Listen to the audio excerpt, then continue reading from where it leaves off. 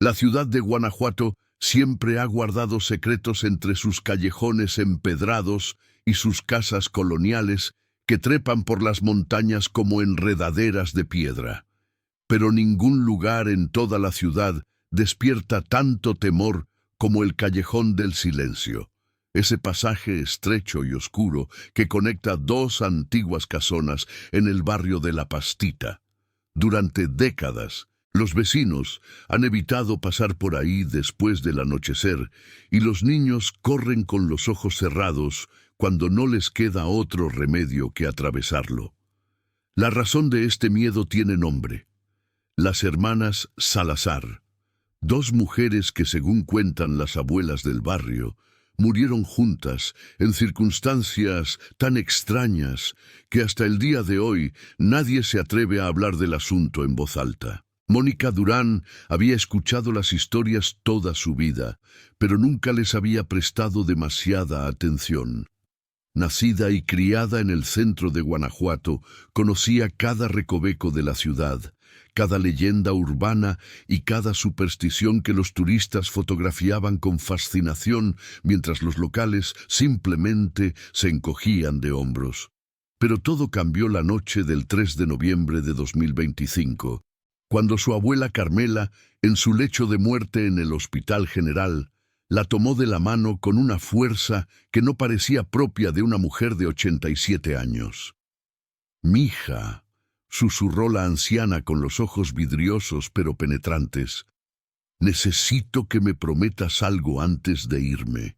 Necesito que descubras qué pasó realmente con las hermanas Salazar. Tu bisabuela Petra lo sabía, pero se lo llevó a la tumba por miedo. Yo he cargado con esa culpa toda mi vida, y no quiero morir sin que alguien sepa la verdad». Mónica, periodista de investigación para el diario El Centinela, sintió un escalofrío recorrer su espalda. «Abuela, ¿de qué hablas? ¿Qué tiene que ver nuestra familia con esas mujeres?». Pero Carmela ya no pudo responder. Sus ojos se cerraron por última vez, dejando a su nieta con más preguntas que respuestas y una promesa que ahora pesaba como piedra en su pecho. Si estás disfrutando esta historia, suscríbete al canal y cuéntame en los comentarios desde dónde nos estás viendo. Tu apoyo significa mucho para seguir trayendo historias como esta. Los siguientes días pasaron en un torbellino de arreglos funerarios, visitas de pésame y noches sin dormir. Mónica no podía sacarse de la cabeza las últimas palabras de su abuela. El funeral se celebró en la parroquia de San Roque, la misma iglesia donde se habían casado sus bisabuelos en 1938, justo 2 años después de los acontecimientos que rodearon la muerte de las hermanas Salazar.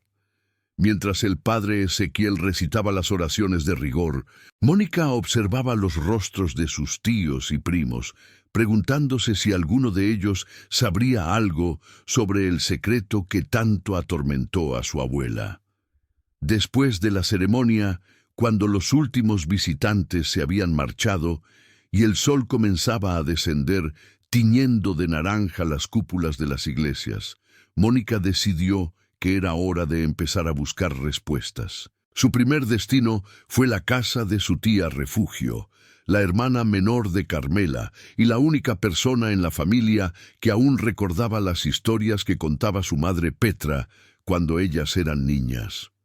Refugio vivía en una casita pintada de amarillo canario en la calle Alonso, a pocos metros del famoso Callejón del Beso.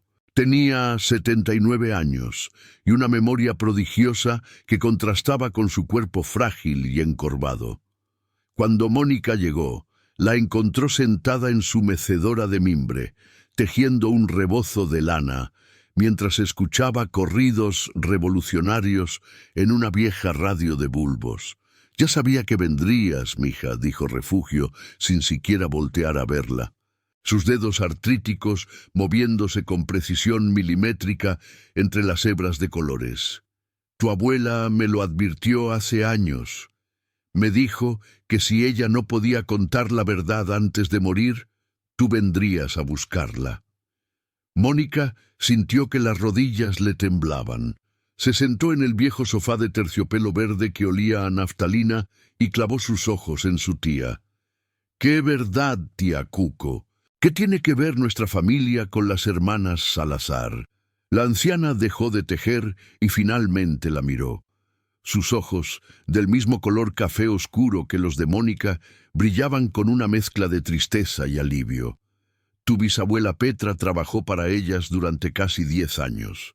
Era su sirvienta, su cocinera y hacia el final su única compañía. Petra estaba ahí la noche en que murieron. El silencio que siguió fue tan denso que Mónica podía escuchar el tic-tac del reloj de pared y el rumor distante de los turistas paseando por las callejuelas. Afuera, el cielo se tornaba púrpura y las primeras luces de la ciudad comenzaban a encenderse como luciérnagas artificiales. Las hermanas Salazar se llamaban Dolores y Remedios, continuó Refugio con voz pausada, como si estuviera recitando una oración largamente memorizada. Eran hijas de Augusto Salazar, uno de los mineros más ricos de Guanajuato a principios del siglo XX.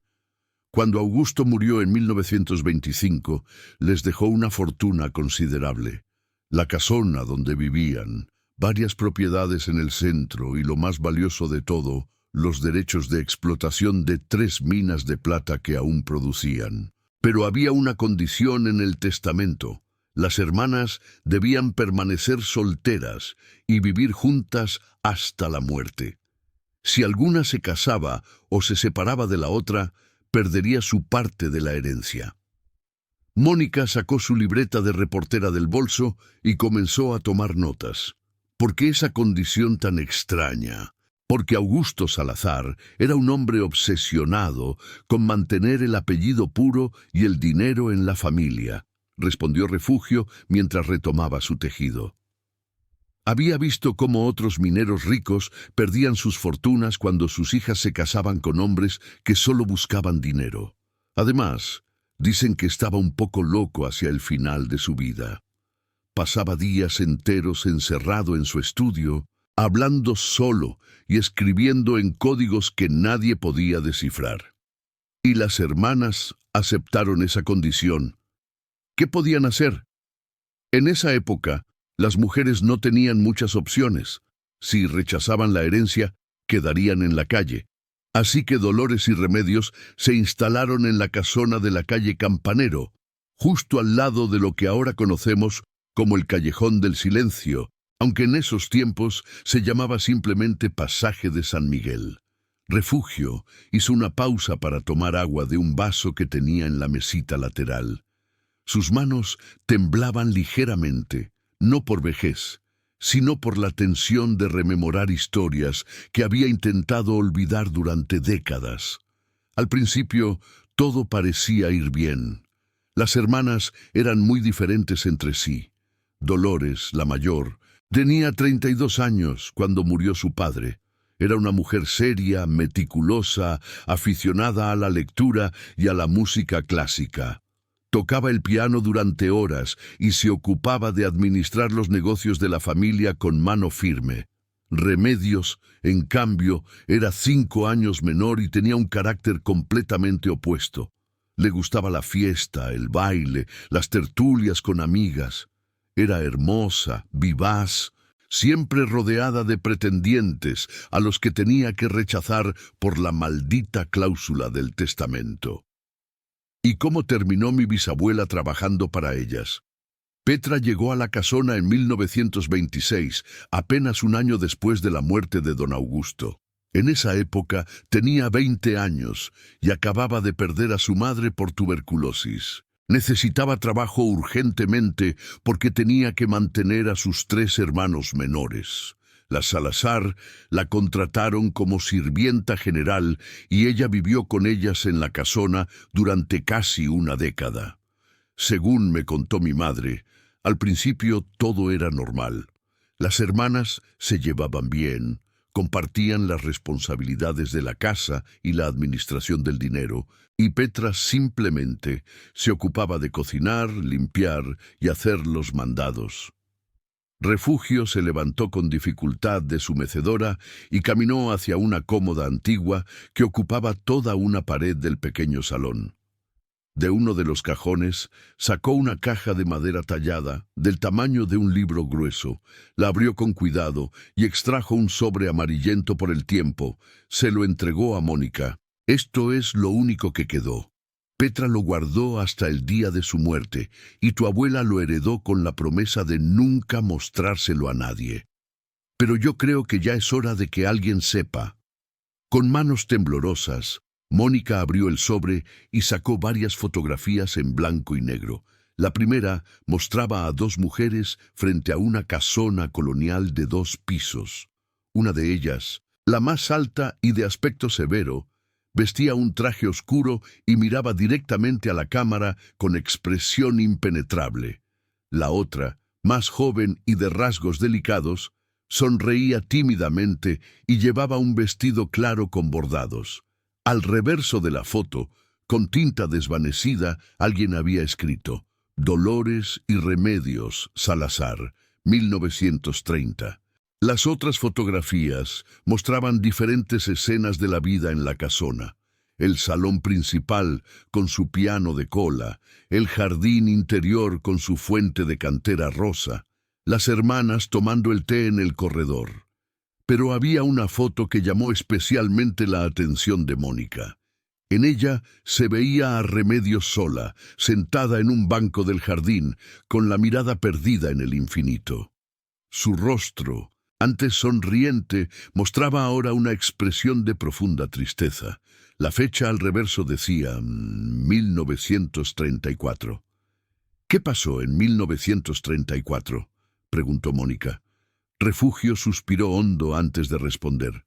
Ese fue el año en que todo comenzó a desmoronarse. Remedios se enamoró. La historia que Refugio relató durante las siguientes 2 horas fue tan intrincada y perturbadora que Mónica tuvo que detener varias veces a su tía para asegurarse de haber entendido bien cada detalle. Según el testimonio que Petra le había confiado a Carmela, y que Carmela a su vez le había contado a Refugio bajo juramento de silencio, Remedios Salazar conoció a un hombre llamado Ernesto Villareal en una misa dominical en la Basílica de Nuestra Señora de Guanajuato en febrero de 1934. Ernesto era ingeniero de minas, originario de Zacatecas, que había llegado a Guanajuato contratado por una compañía inglesa para evaluar el potencial de las minas que aún seguían operando en la región. Tenía 30 años, era culto, de buen ver, y al contrario de los otros hombres que habían intentado cortejar a Remedios solo por su dinero, él ni siquiera sabía quién era ella cuando intercambiaron las primeras palabras en el atrio de la iglesia. Lo que comenzó como conversaciones casuales después de misa se convirtió pronto en encuentros clandestinos. Remedios, desesperada por escapar de la jaula dorada en la que vivía, veía en Ernesto no solo un amor romántico, sino la posibilidad de una vida diferente. Según Petra le había contado a Carmela, las noches en la casona Salazar se llenaron de susurros y salidas secretas. Remedios esperaba a que Dolores se durmiera y entonces bajaba sigilosamente las escaleras. Salía por la puerta trasera que daba al callejón y se encontraba con Ernesto bajo la luz tenue de los faroles de gas. Petra, que dormía en un cuarto pequeño junto a la cocina, escuchaba todo. Veía a Remedios regresar a las 2 o 3 de la madrugada con los ojos brillantes de felicidad y las mejillas encendidas. La joven sirvienta nunca dijo nada porque le tenía cariño a Remedios, quien siempre la había tratado con bondad, a diferencia de Dolores, que era distante y exigente. Pero Dolores no era tonta. Continuó Refugio mientras la noche caía completamente sobre Guanajuato. Empezó a notar los cambios en su hermana. Remedios, que siempre había sido obediente y resignada a su destino, ahora parecía distraída, soñadora, ausente. Una noche de marzo, Dolores siguió a su hermana en secreto y descubrió todo. Mónica sintió un nudo en el estómago. ¿Y qué hizo? Lo que Petra presenció esa noche la atormentó hasta el día de su muerte. Dolores esperó a que Remedios regresara de su encuentro con Ernesto y la confrontó en el mismo callejón, a pocos metros de la puerta trasera de la casona. Petra las escuchó gritar desde la ventana de su cuarto. Dolores le reclamaba a Remedios que estaba poniendo en riesgo toda la fortuna familiar por un capricho, que estaba siendo egoísta y que si se casaba con ese hombre, ambas lo perderían todo según las cláusulas del testamento. ¿Y qué respondió Remedios? Que prefería ser pobre y feliz a seguir viviendo como una prisionera, que estaba cansada de cumplir los deseos de un padre muerto que solo había pensado en su maldito apellido y su maldito dinero, que amaba a Ernesto y que planeaba casarse con él, con o sin el consentimiento de Dolores. Refugio se detuvo para secarse una lágrima que rodaba por su mejilla arrugada. Esa fue la última conversación civilizada que tuvieron las hermanas Salazar. A partir de esa noche, la casona se convirtió en un campo de batalla silencioso. Dolores y Remedios dejaron de hablarse. Se comunicaban solo a través de Petra, quien tenía que llevar mensajes de una a otra como si fueran enemigas en vez de hermanas. La tensión era insoportable. ¿Y qué pasó con Ernesto? Dolores investigó todo sobre él. Contrató detectives privados, habló con sus empleadores, revisó cada detalle de su pasado y descubrió algo que cambió todo. Ernesto Villareal estaba casado. Tenía una esposa y 2 hijos en Zacatecas. El impacto de esa revelación dejó a Mónica sin palabras. Podía imaginar perfectamente la escena. Dolores regresando a casa con esa información devastadora, llamando a Remedios al salón principal de la casona, entregándole los documentos que probaban la bigamia de Ernesto. El mundo de Remedios desmoronándose en cuestión de segundos. ¿Remedios lo sabía? No. Según Petra, la pobre mujer se derrumbó completamente cuando Dolores le mostró los papeles. Lloró durante días, encerrada en su habitación sin comer ni beber. Petra intentaba llevarle comida, pero Remedios no abría la puerta. Y lo peor vino después. ¿Qué pasó? Remedios confrontó a Ernesto, le exigió explicaciones, y él, el maldito cobarde, simplemente desapareció. Dejó su trabajo, abandonó Guanajuato en medio de la noche y nunca más se supo de él. Ni siquiera tuvo el valor de dar la cara. La historia continuó con detalles cada vez más sombríos. Refugio le contó a Mónica cómo Remedios cayó en una profunda depresión después del abandono de Ernesto. Pasó de ser una mujer vivaz y alegre a convertirse en un fantasma que deambulaba por los pasillos de la casona sin rumbo ni propósito. Dejó de arreglarse, de salir, de recibir visitas. Se convirtió en una reclusa voluntaria que solo abandonaba su habitación para sentarse en el jardín durante horas, mirando fijamente la fuente sin ver nada. Dolores, por su parte, mostró una extraña mezcla de satisfacción y culpa. Según Petra, la hermana mayor se sentía justificada en haber expuesto la verdad sobre Ernesto, pero al mismo tiempo sufría al ver el estado en el que había quedado Remedios. Intentó acercarse a ella varias veces, pero Remedios la rechazaba con una frialdad que helaba la sangre. Los meses pasaron y la situación empeoró. Remedios comenzó a hablar sola, a tener conversaciones con personas invisibles. Petra la escuchaba por las noches, cuando todo estaba en silencio, hablando con alguien llamado mi amor y querido Ernesto, aunque estuviera completamente sola en su habitación. A veces reía sin motivo aparente, otras veces lloraba desconsoladamente. Dolores llamó a varios médicos, pero ninguno pudo hacer nada.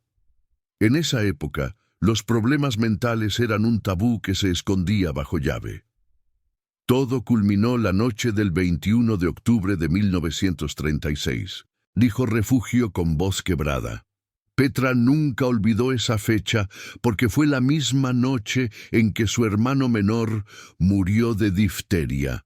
Ella estaba en la casona cuando recibió la noticia y pidió permiso a Dolores para ir a despedirse de él.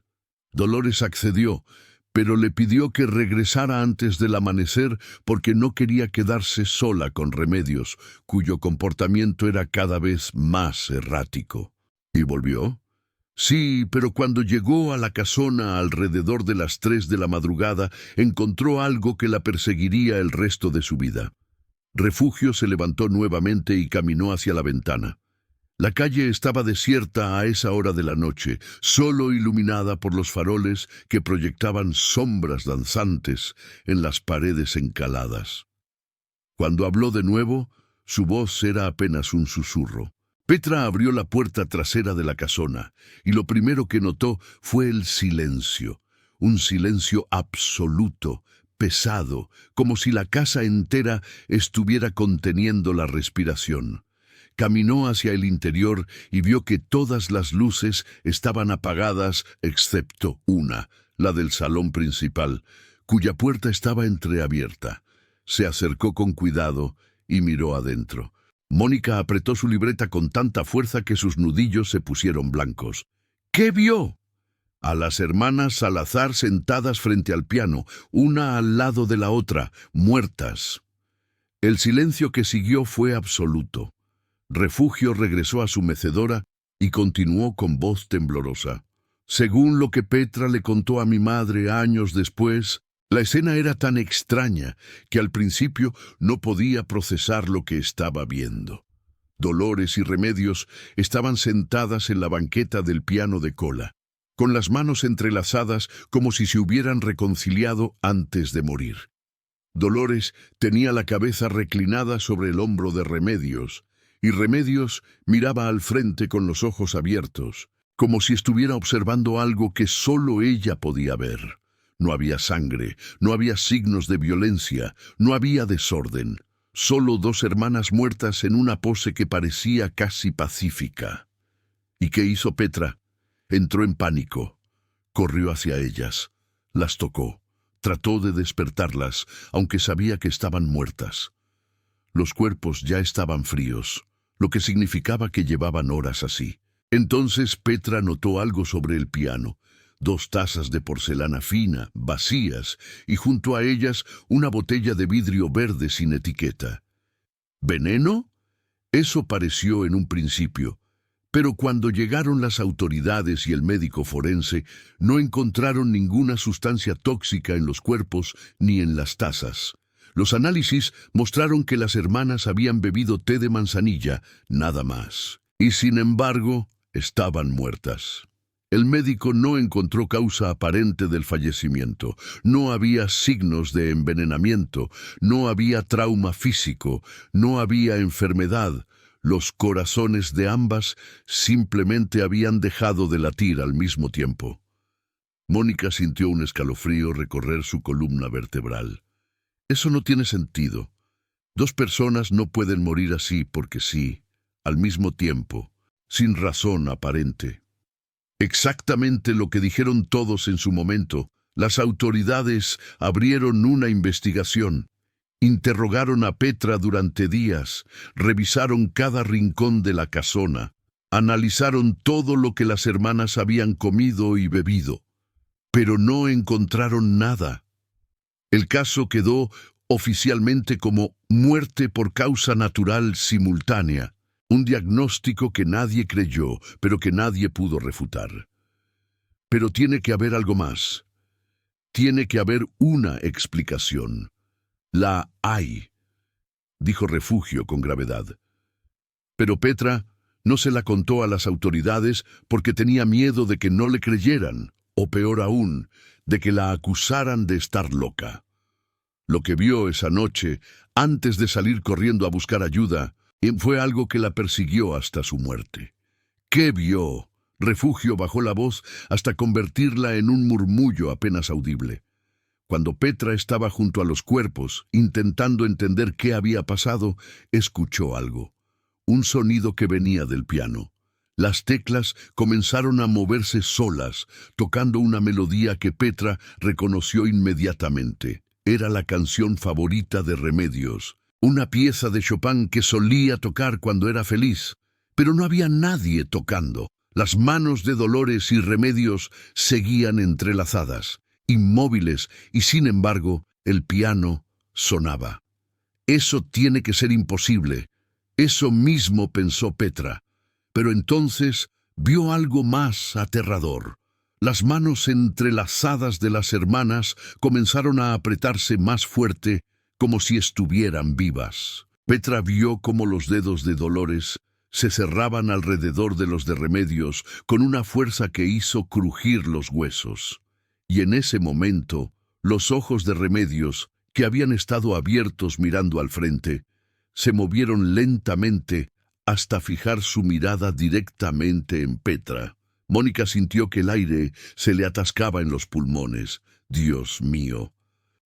Petra salió corriendo de la casona como si la persiguiera el mismo demonio. Corrió por el callejón, por las calles empedradas, hasta llegar a la casa del doctor Camarena, el médico del barrio. Le contó entre sollozos que las hermanas Salazar estaban muertas. El doctor la acompañó de regreso a la casona, pero cuando llegaron, todo estaba como al principio. Las hermanas muertas en la misma posición, el piano cerrado y en silencio, ningún signo de movimiento. El doctor asumió que Petra había alucinado por el shock de encontrar los cuerpos. ¿Y ella nunca contó lo que realmente vio? Solo a mi madre, años después, cuando ya era una mujer mayor y sabía que nadie podría hacerle daño. Le hizo prometer que nunca lo contaría porque no quería que la gente pensara que estaba loca.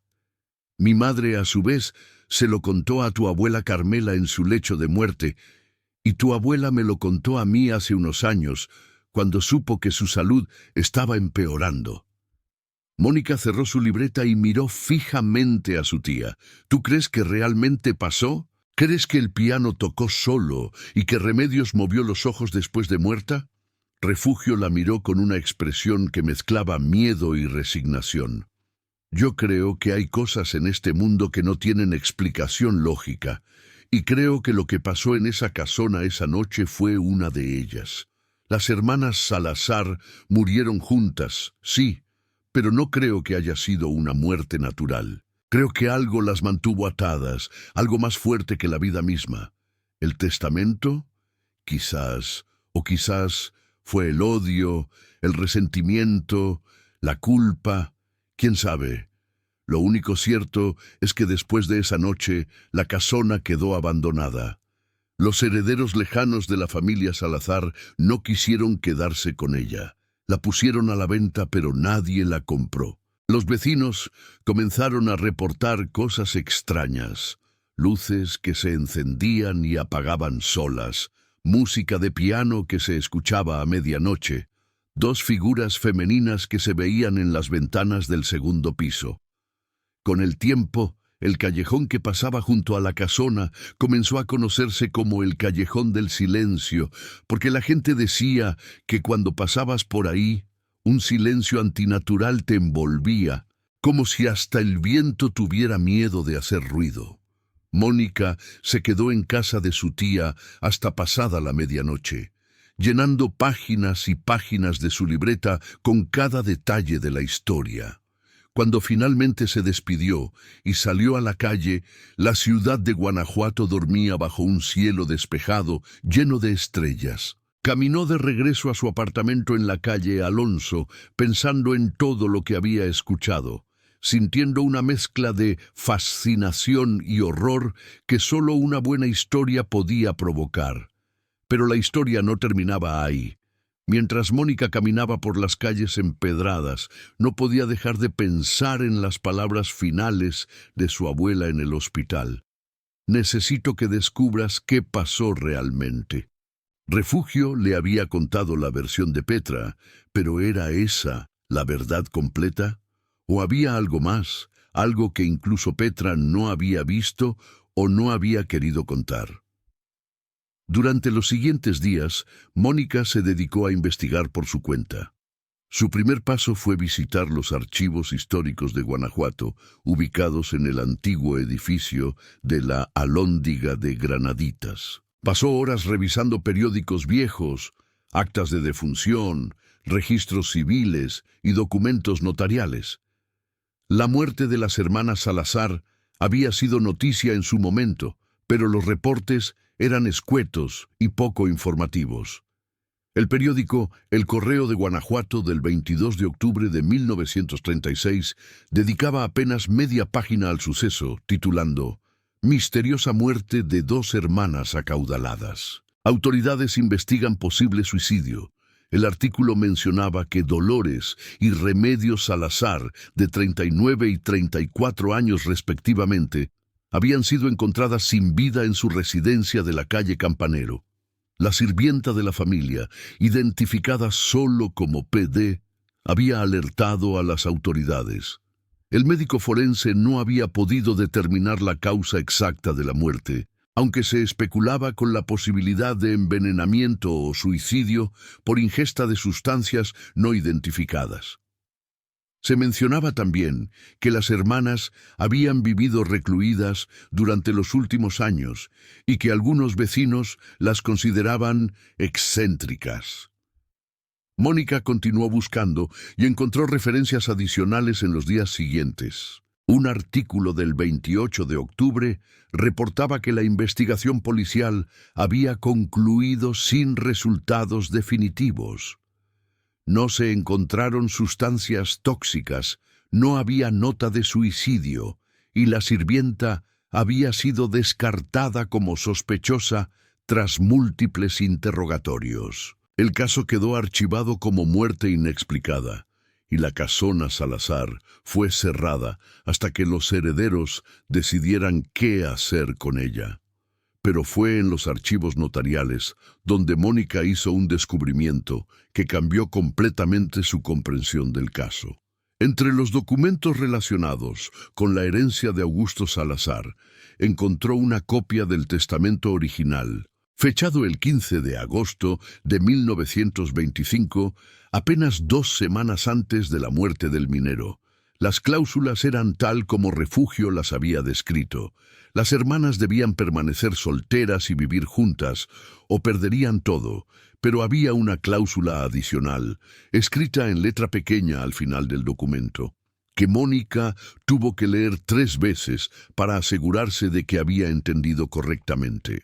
En caso de que alguna de las herederas fallezca antes que la otra, la sobreviviente heredará la totalidad de los bienes, siempre y cuando pueda demostrar que la muerte de su hermana fue natural y que ella no tuvo participación alguna en la misma.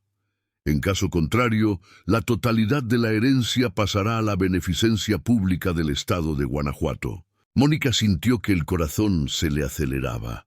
Esa cláusula cambiaba todo. Si una hermana moría antes que la otra, la sobreviviente lo heredaría todo, pero solo si podía probar su inocencia.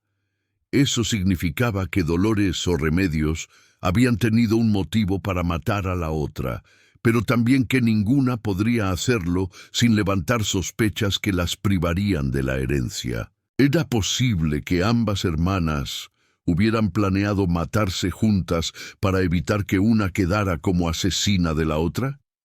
¿O había algo más oscuro detrás de esas muertes simultáneas? Con esa nueva información, Mónica decidió que necesitaba ver la casona Salazar con sus propios ojos. Según los registros que había encontrado, la propiedad seguía en pie, aunque abandonada y en estado ruinoso. Después de la muerte de las hermanas, ningún heredero había querido hacerse cargo de ella. Durante décadas estuvo en un limbo legal, hasta que finalmente el gobierno municipal la adquirió en 1975 con planes de convertirla en museo. Pero esos planes nunca se materializaron. Ahora era simplemente una estructura vacía que se deterioraba lentamente. custodiada más por el miedo y las leyendas urbanas que por cualquier autoridad oficial. Una tarde de mediados de noviembre, Mónica se armó de valor y caminó hacia el Callejón del Silencio. La luz del sol comenzaba a declinar, tiñendo de tonos dorados y naranjas las fachadas coloniales de las casas circundantes. A medida que se acercaba al callejón, notó que el bullicio habitual de Guanajuato parecía disminuir. Los turistas que normalmente inundaban las calles del centro histórico evitaban esa zona específica, como si un instinto primario les advirtiera que se mantuvieran alejados. El Callejón del Silencio era tan estrecho que dos personas apenas podían pasar al mismo tiempo sin rozarse. Las paredes de ambos lados, pintadas de colores que alguna vez fueron vibrantes, pero ahora estaban descoloridos y descascarados, se elevaban 3 pisos hacia el cielo, formando un túnel claustrofóbico. El empedrado estaba irregular y cubierto de musgo en algunos sectores donde la humedad se había acumulado durante décadas. Y efectivamente, como decían las leyendas, había algo extraño en el ambiente. Un silencio pesado y antinatural se cernía sobre el lugar, como si el sonido mismo se negara a propagarse adecuadamente. Mónica caminó despacio por el callejón, con la cámara de su teléfono lista para documentar todo. A mitad del pasaje, a su derecha, se levantaba la casona Salazar. La puerta principal estaba tapiada con tablas de madera podrida y las ventanas del primer piso tenían rejas oxidadas cubiertas de telarañas. La fachada, que alguna vez debió ser elegante con su cantera rosa característica de la arquitectura colonial guanajuatense, ahora mostraba grandes grietas y pedazos desprendidos que revelaban el adobe debajo. Sobre el dintel de la puerta aún se podía leer, apenas visible, el apellido Salazar, tallado en la piedra. Mónica tomó varias fotografías y luego caminó alrededor de la edificación buscando algún acceso alternativo. En la parte trasera encontró una puerta de madera que daba al pequeño jardín interior, la misma que Petra había cruzado aquella fatídica noche de octubre de 1936.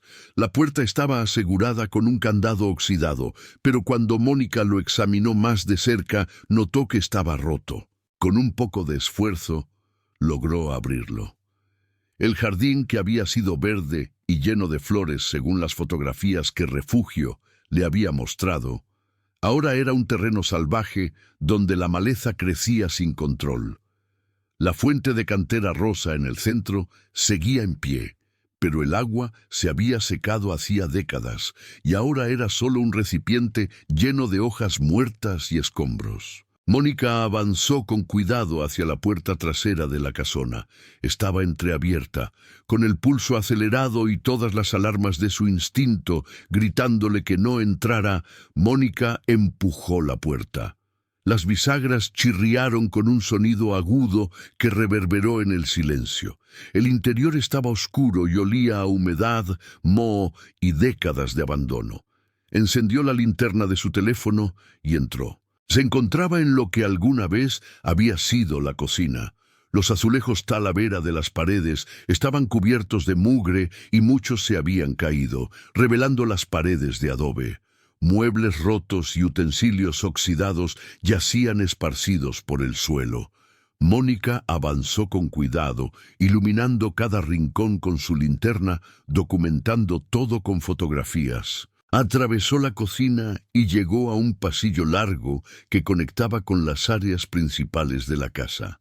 A su izquierda estaba la escalera que llevaba al segundo piso, con pasamanos de hierro forjado que aún mantenían algo de su elegancia original a pesar del óxido. A su derecha estaba la puerta del salón principal, el lugar donde Petra había encontrado los cuerpos de las hermanas Salazar. Mónica respiró hondo y empujó la puerta. El salón era enorme, con techos altos adornados con molduras de yeso que alguna vez fueron blancas, pero ahora eran grises por la suciedad. Las ventanas que daban a la calle estaban cubiertas con tablas, permitiendo que solo unos pocos rayos de luz se filtraran creando patrones fantasmagóricos en el suelo. Y ahí, en el centro del salón, cubierto por una gruesa capa de polvo y telarañas, estaba el piano de cola. Mónica se acercó lentamente, sintiendo que cada paso resonaba de manera extraña en el espacio vacío. El piano, a pesar de los años de abandono, seguía siendo impresionante. Era un Steinway & Sons de principios del siglo XX, de madera oscura pulida que aún conservaba algo de su brillo original bajo el polvo. La tapa estaba cerrada, y sobre ella había objetos que alguien había dejado ahí hacía décadas. Un candelabro de plata empañecido, un jarrón de cristal quebrado, y lo que parecían ser partituras musicales tan viejas que se deshacían al tacto. Se sentó en la banqueta del piano, en el mismo lugar donde Dolores y Remedios habían sido encontradas muertas.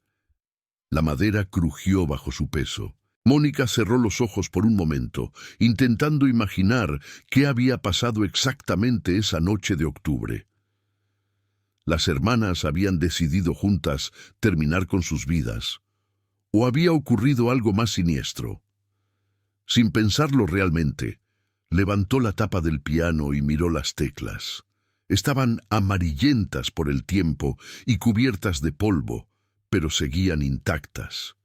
Con un dedo tembloroso, Mónica presionó una de las teclas. El sonido que emergió fue discordante y apagado, pero era un sonido. El piano aún funcionaba, y entonces sucedió algo que la dejó paralizada. Las teclas comenzaron a moverse solas, tocando una melodía lenta y melancólica que Mónica no reconocía, pero que sentía profundamente familiar, como si la hubiera escuchado en un sueño olvidado. Las manos de Mónica volaron hacia atrás, alejándose del teclado, pero la música continuó. Una pieza clásica, ejecutada con precisión técnica a pesar de que no había nadie tocando. «No puede ser», susurró Mónica con voz temblorosa. «Esto no está pasando». Pero sí estaba pasando. La melodía continuó durante casi un minuto completo, llenando el salón abandonado con notas que parecían salir de otra época, y entonces, tan repentinamente como había comenzado, la música se detuvo. El silencio que siguió fue absoluto, más pesado y opresivo que antes. Mónica se levantó de golpe, tropezando con la banqueta del piano. Su corazón latía tan fuerte que podía escucharlo en sus oídos. Sacó su teléfono con manos temblorosas e intentó salir de la habitación, pero entonces escuchó algo más. Voces. 2 voces femeninas que hablaban en alguna parte del segundo piso. «No puedo creer que estés considerando esto, Remedios. ¿Realmente prefieres morir a seguir viviendo conmigo? No es contigo, Dolores. Es esta jaula, esta maldita casa. Estos muros que nos han mantenido prisioneras toda la vida».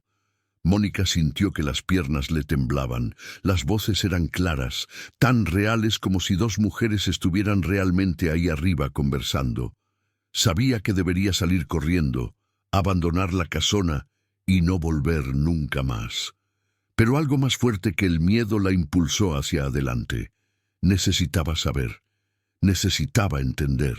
Subió las escaleras con cuidado, iluminando cada escalón con su linterna.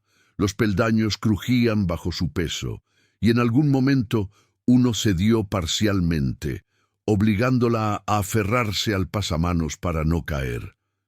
Cuando llegó al segundo piso, el pasillo se extendía ante ella en ambas direcciones, con puertas cerradas a ambos lados.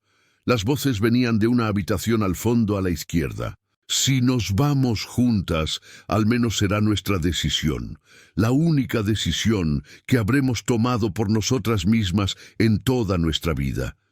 Padre nos condenó desde la tumba, nos ató con cadenas de oro y nos obligó a odiarnos». Mónica llegó frente a la puerta de donde provenían las voces. Estaba entreabierta y una luz tenue se filtraba por la rendija, aunque eso era imposible porque la casa no tenía electricidad. Empujó la puerta lentamente. La habitación estaba vacía. No había muebles, no había personas, no había nada excepto paredes descascaradas y ventanas rotas por donde entraba el último resplandor del atardecer. Pero las voces continuaron, ahora más cerca, como si las mujeres estuvieran justo a su lado, aunque Mónica no pudiera verlas. ¿Crees que habrá algo después de esto? ¿Crees que finalmente seremos libres? No lo sé, hermana, pero cualquier cosa es mejor que seguir así. Y entonces Mónica lo entendió. No eran voces reales, eran ecos del pasado, resonancias emocionales tan intensas que habían quedado impregnadas en las paredes de esa casa. Las hermanas Salazar no habían sido asesinadas, ni habían muerto accidentalmente. Habían elegido morir juntas, liberándose de la prisión que su padre les había construido con su testamento. Habían bebido algo, o quizás simplemente habían deseado con tanta fuerza estar muertas que sus corazones habían obedecido. Y luego se habían sentado al piano, entrelazando sus manos en un último gesto de hermandad, esperando que la muerte las reclamara juntas. Las voces se fueron apagando gradualmente hasta desaparecer por completo. La luz tenue también se desvaneció, dejando solo la oscuridad del anochecer. Mónica se quedó parada en medio de esa habitación vacía, con lágrimas rodando por sus mejillas, sin saber exactamente por qué lloraba. Quizás era por las hermanas Salazar, atrapadas en vida y aparentemente también en muerte. Quizás era por su bisabuela Petra, que había cargado con el peso de ese secreto durante décadas. O quizás era por ella misma, porque ahora también cargaba con esa historia. Salió de la casona con paso apresurado. Atravesó el jardín salvaje y el callejón del silencio casi corriendo, y no se detuvo hasta que estuvo de vuelta en las calles iluminadas y concurridas del centro histórico. Solo entonces, rodeada de turistas y vendedores ambulantes, se sintió segura nuevamente. Durante los siguientes días, Mónica no pudo dejar de pensar en lo que había experimentado en la casona. Una parte racional de su mente intentaba encontrar explicaciones lógicas. El piano había sonado por el viento, las voces habían sido producto de su imaginación sobreexcitada. La atmósfera opresiva de la casa abandonada había jugado con sus sentidos, pero otra parte, más profunda e instintiva, sabía que lo que había presenciado era real de una manera que trascendía las explicaciones convencionales. Decidió que necesitaba más información. Si las hermanas Salazar realmente se habían suicidado, debía haber alguna evidencia, algo que las autoridades de 1936 hubieran pasado por alto o decidido no hacer público. Regresó a los archivos históricos y esta vez buscó documentos relacionados con Ernesto Villarreal, el hombre que había roto el corazón de Remedios. Después de varios días de búsqueda, encontró referencias a un ingeniero con ese nombre en los registros de la compañía minera anglo-mexicana. Ernesto Villarreal había sido contratado en enero de 1934 para evaluar la viabilidad de reapertura de varias minas en Guanajuato.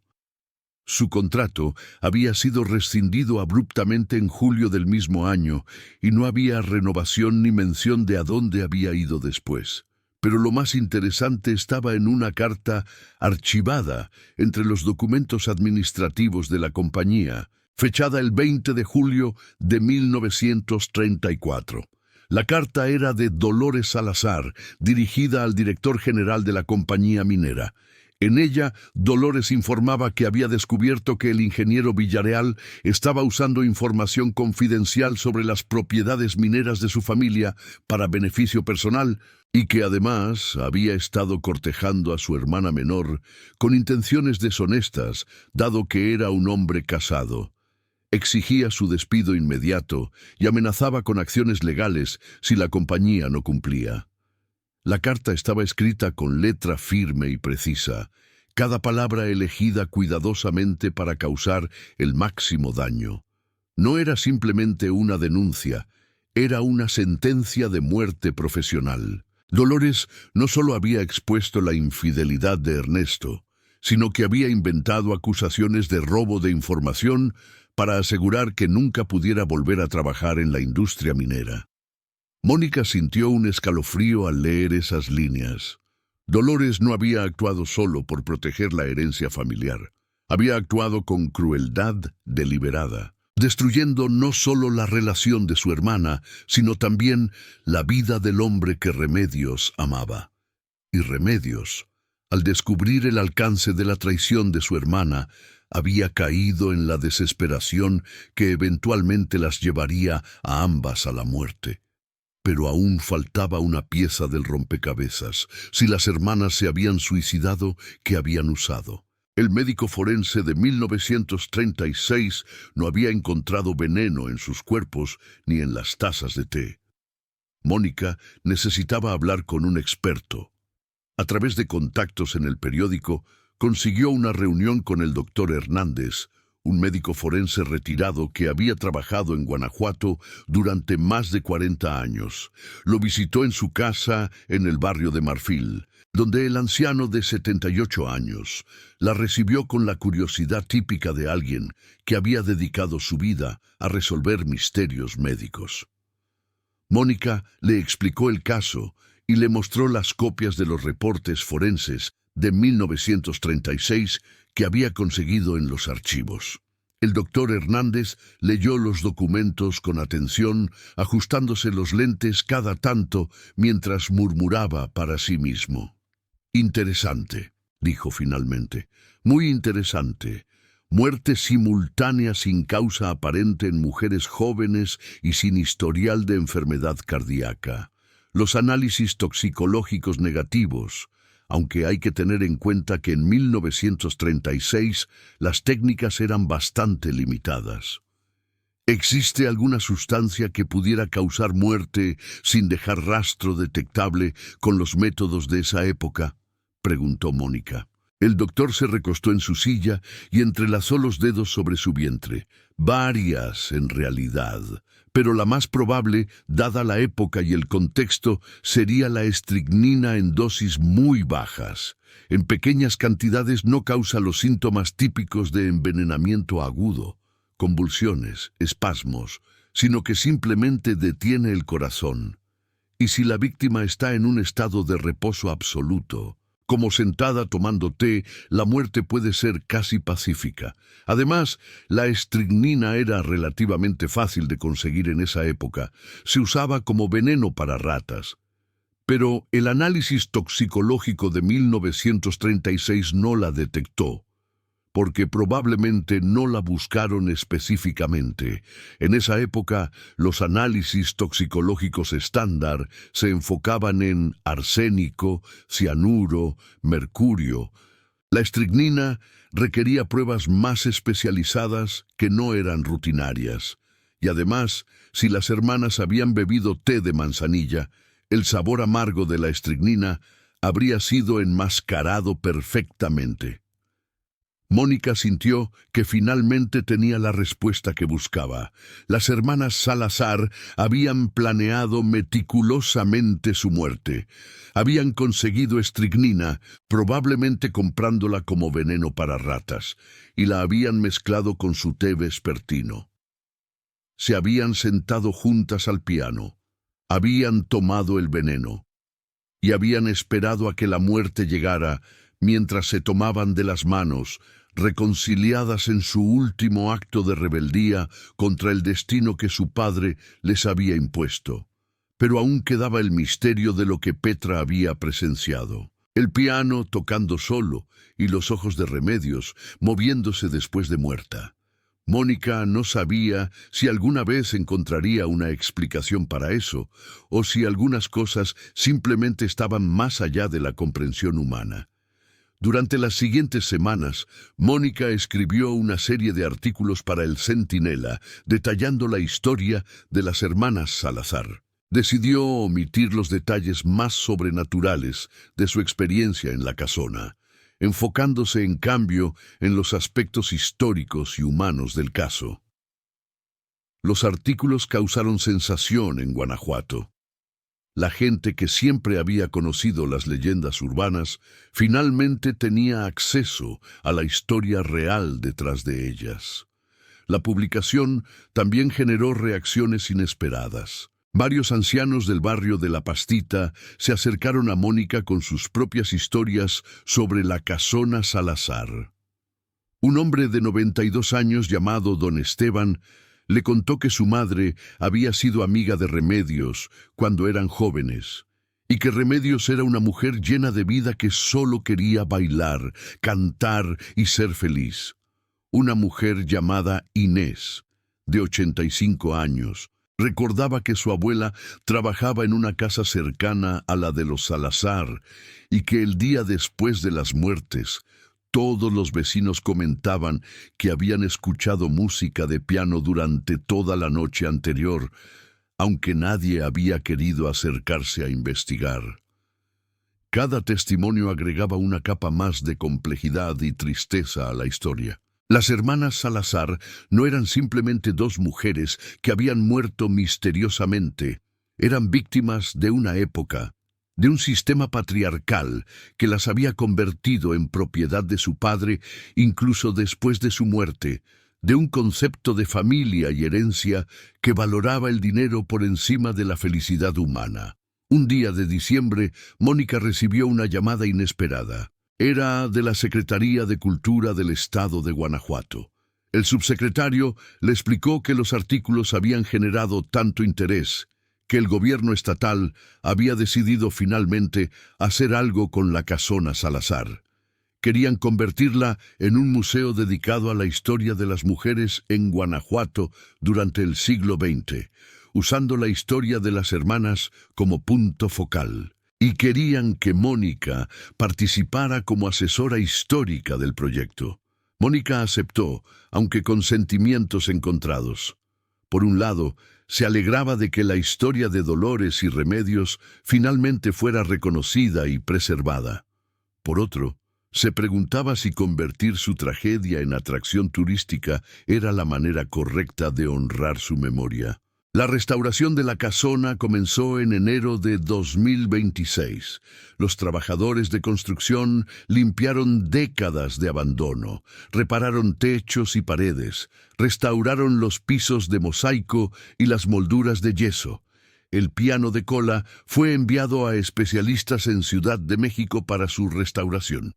Se planeaba que fuera la pieza central del museo. Mónica visitaba el sitio regularmente para supervisar que los aspectos históricos se manejaran con precisión.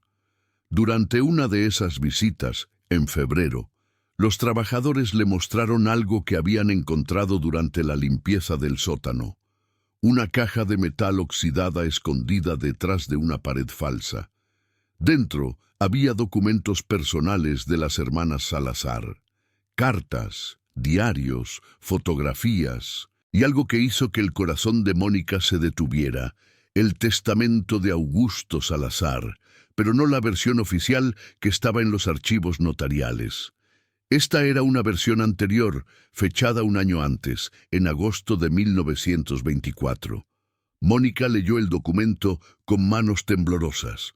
Este testamento era completamente diferente. En esta versión, Augusto dividía su fortuna equitativamente entre sus dos hijas, sin ninguna condición sobre matrimonio o convivencia. Les daba completa libertad para hacer con su herencia lo que quisieran. Era un testamento normal, razonable, amoroso incluso. Pero adjunto a este testamento había una carta de Augusto dirigida a sus hijas, fechada el día antes de su muerte. La carta estaba escrita con letra temblorosa y manchas que parecían de lágrimas. En ella, Augusto explicaba que había cambiado el testamento original por consejo de su abogado y socio de negocios, Eulalio Montes, quien le había convencido de que las mujeres no eran capaces de administrar dinero por sí mismas y que necesitaban la protección de permanecer solteras y juntas. Augusto escribía que se arrepentía profundamente de haber escuchado esos consejos, que sabía que estaba condenando a sus hijas a una vida de prisión, pero que ya era tarde para cambiar nada, porque estaba en su lecho de muerte, y Eulalio controlaba todos sus documentos legales. La última línea de la carta decía: «Perdónenme, mis queridas hijas, he sido un cobarde y las he fallado como padre. Si pudiera deshacer lo que he hecho, lo haría sin dudarlo». Mónica sintió lágrimas rodando por sus mejillas mientras leía esas palabras. Augusto Salazar no había sido el villano de la historia. Él también había sido víctima de su época, de las convenciones sociales, de hombres como Eulalio Montes que manipulaban a los moribundos para beneficio propio. Y las hermanas nunca habían sabido de este testamento original ni de la carta de arrepentimiento de su padre. Habían vivido y muerto creyendo que su padre las había atado deliberadamente, cuando en realidad él había sido tan prisionero del sistema como ellas. La revelación cambió toda la narrativa que Mónica había construido. No era una simple historia de un padre controlador y unas hijas rebeldes.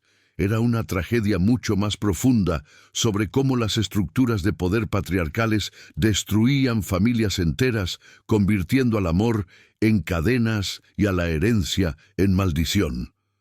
Mónica publicó un último artículo revelando esta nueva información.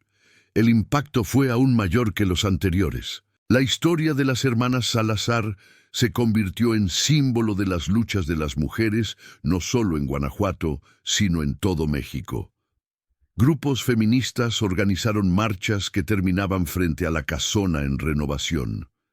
Artistas crearon murales, obras de teatro y canciones inspiradas en dolores y remedios. La tragedia personal de dos mujeres se había transformado en un grito colectivo contra la opresión. El museo abrió sus puertas el 21 de octubre de 2026, exactamente 90 años después de la muerte de las hermanas. La ceremonia de inauguración fue emotiva y multitudinaria.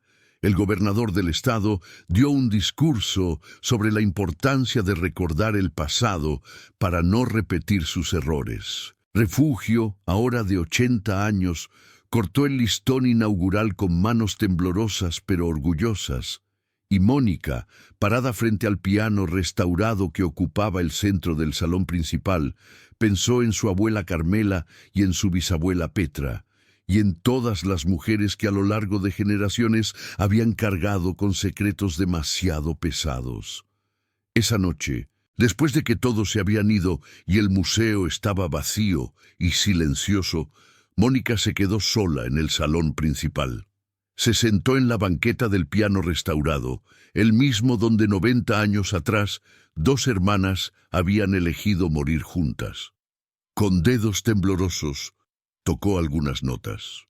El sonido era claro y hermoso, tan diferente del tono discordante que había escuchado meses atrás, cuando el piano estaba abandonado y cubierto de polvo. Y entonces, como había esperado, pero también temido, sintió algo. Una presencia suave, cálida, que no asustaba sino que consolaba. No vio nada, no escuchó voces, pero supo con certeza absoluta que dolores y remedios estaban ahí de alguna manera, agradecidas de que su historia finalmente hubiera sido contada completa, de que ya no fueran solo un rumor o una leyenda urbana, sino personas reales con vidas y amores y tragedias reales. Mónica cerró los ojos y habló en voz baja. Ya son libres, finalmente son libres. Un viento suave recorrió el salón, aunque todas las ventanas estaban cerradas, moviendo ligeramente las cortinas nuevas y haciendo bailar las llamas de las velas decorativas que habían quedado encendidas. Y entonces el silencio volvió, pero ya no era el silencio pesado y opresivo del callejón del silencio. Era un silencio pacífico, de descanso ganado después de décadas de inquietud. Mónica salió del museo y caminó de regreso a casa por las calles empedradas de Guanajuato. La ciudad brillaba bajo las luces nocturnas, viva y vibrante como siempre. Pasó por el callejón del silencio y notó que ya no sentía el mismo miedo que antes. El lugar seguía siendo estrecho y oscuro, pero la sensación de opresión había desaparecido. En los meses siguientes, el museo se convirtió en uno de los más visitados de Guanajuato. Turistas de todo el mundo venían a conocer la historia de las hermanas Salazar, pero más importante aún, se convirtió en un lugar de reflexión para las mujeres locales que veían en Dolores y Remedios reflejos de sus propias luchas contra las expectativas sociales, contra familias controladoras, contra sistemas que las querían silenciadas y sumisas. Mónica siguió trabajando como periodista de investigación, pero la historia de las hermanas Salazar se convirtió en su proyecto más importante y personal. Dio conferencias, escribió un libro que se convirtió en bestseller, apareció en documentales. Pero cada vez que contaba la historia, lo hacía con el mismo respeto y la misma emoción que la primera vez. Porque sabía que no estaba solo contando una historia del pasado, sino hablando sobre problemas que seguían siendo relevantes en el presente. Refugio vivió hasta los 83 años, lo suficiente para ver el éxito del museo y la publicación del libro de su sobrina. Murió en paz, sabiendo que el secreto que había cargado durante décadas finalmente había servido para algo bueno.